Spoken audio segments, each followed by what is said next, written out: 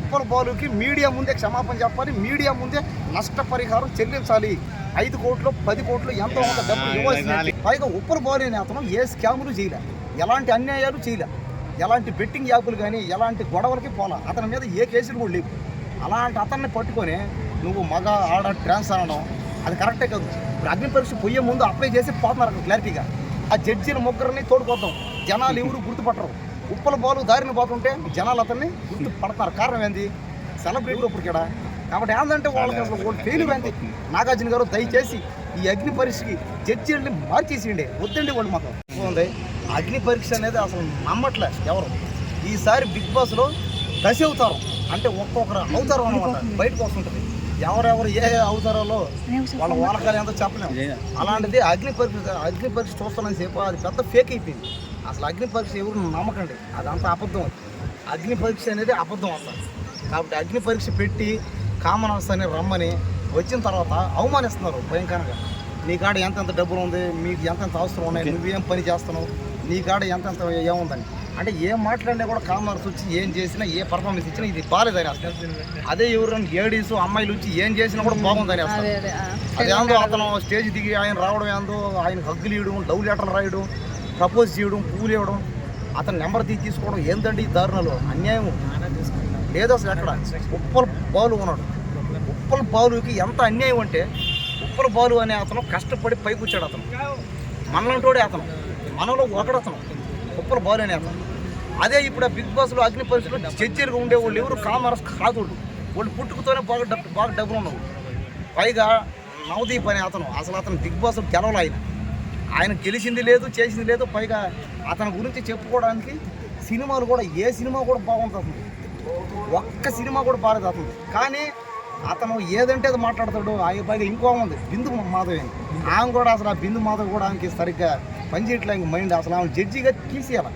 ఆమె కూడా పెద్దగా గొప్పగా కూడా ఏమీ లేవు. ఆమె వీడియోలు కానీ సినిమాలు కానీ అవి ఏం బాగుండవు, దారుణం. చిన్నపిల్లలు అయితే అసలు చూడలేరు. అబ్బాయి దారుణం. ఆ సినిమాలు కానీ వాళ్ళు కానీ అన్ని దారుణాలు. ఇంకా అభిజిత్ ఉన్నాడు, ఇంకా అతనైతే ఏందో అతను సైలెంట్గా ఉంటాడు, ఏదంటే అది మాట్లాడు పోతాడు. జడ్జీలుగా ఫెయిల్, వీళ్ళందరూ ఫెయిల్. వీళ్ళని జడ్జీలుగా తీసేయండి, వద్దేళ్ళు. వీళ్ళు ఉన్న రోజులు కామర్స్ అనే వాళ్ళు పేదవాళ్ళు బిగ్ బాస్లో పోలేరు అంతే. ఏందండి ఆ మాటలు? ఎంతసేపు జీతాలు ఎంత, డబ్బులు ఎంత, ఆస్తులు ఎంత, ఏంది? ఇప్పుడు చాలా మంది అగ్ని పరీక్షలోకి వచ్చారు. వాళ్ళల్లో ఫెయిర్ గా సెలెక్ట్ చేసిన వాళ్ళు ఎవరు, అన్ఫెయిర్ గా తీసేసిన వాళ్ళు ఎవరు? ఇప్పుడు దాకా బిగ్ బాస్లో అగ్ని పరీక్ష సెలెక్ట్ అయిన వాళ్ళందరూ అన్ఫెయిరింగే, వేస్ట్. బిగ్ బాస్లో ఇప్పుడు దాకా, ఇప్పుడు లాస్ట్ సీజన్ కానీ ఇప్పుడు కానీ వాళ్ళు పేదవాళ్ళని చెప్తే చాలు పోతున్నారు అంతే. పైగా ఉప్పల బాలు అనే అతను ఏ స్కాములు చేయలే, ఎలాంటి అన్యాయాలు చేయలే, ఎలాంటి బెట్టింగ్ యాప్లు కానీ ఎలాంటి గొడవలకి పోలా, అతని మీద ఏ కేసులు కూడా లేవు. అలాంటి అతన్ని పట్టుకొని నువ్వు మగ ఆడ ట్రాన్స్ అనడం అది కరెక్టే కాదు. ఇప్పుడు అగ్ని పరీక్ష పోయే ముందు అప్లై చేసి పోతున్నారు అక్కడ క్లారిటీగా. ఆ ఫామ్లో రాసి సెలెక్ట్ చేసి తర్వాత అక్కడ పోయిన తర్వాత అడిగి ఏంది వెనక ముందు చూసి పొమ్మన్నాం. అలాంటిది అయినప్పుడు పోయినా కూడా అప్పటికే నువ్వు ఏందని కావాలి అంటే ఏమని అర్థం? ఒక మనిషిని అవమానించడానికి చేస్తున్నారు. ఏంటి రేటింగ్ కోసం, ఫేమస్ కోసం, ఆ టీఆర్పీ రేటింగ్ బాగా చేయడానికి పేదవాళ్ళని నానా మాటలు అంటున్నారు. చూడండి మీరు కావాలంటే ఆ ముగ్గురిని, ఆ జడ్జీల ముగ్గురిని తోడుకోద్దాం, జనాలు ఎవరు గుర్తుపట్టరు. ఉప్పల బాలు దారిని పోతుంటే జనాలు అతన్ని గుర్తుపడుతున్నారు. కారణం ఏంది? సెలబ్రిటీకి ఎవరు అప్పటికేడా. కాబట్టి ఏంటంటే వాళ్ళకి అసలు ఫెయిల్ ఏంది? నాగార్జున గారు దయచేసి ఈ అగ్ని పరీక్షకి జడ్జీలని మార్చేసిండే వద్దండి. వాళ్ళు మాకు వాళ్ళని చూడలేకపోతున్నామండి. ఏంటంటే ఆ మాటలు వాళ్ళ బిహేవియర్ కూడా బాగాలేదు. శ్రీముఖి ఆమె కూడా లేకుండా పోవడం బెస్ట్. వద్దండి ఆమె కూడా యాంకర్ వద్దండి. యాంకర్ మార్చండి, జడ్జీలు మార్చండి దయచేసి. బిగ్ బాస్లో పేదవాళ్ళు ఛాన్స్ ఇవ్వండి. ఉప్పల బాలు ఖచ్చితంగా ఛాన్స్ ఇవ్వాలి. ఉప్పల బాలుని ఎన్ని మాటలంటే ఆయన మాట్లాడినారు కాబట్టి నష్టపరిహారం చెల్లించాల్సిందే అంతే. ఉప్పల బాలుకి ఖచ్చితంగా నష్టపరిహారం చెల్లించాలి. అదేవిధంగా అతనికి క్షమాపణ కూడా చెప్పాలి.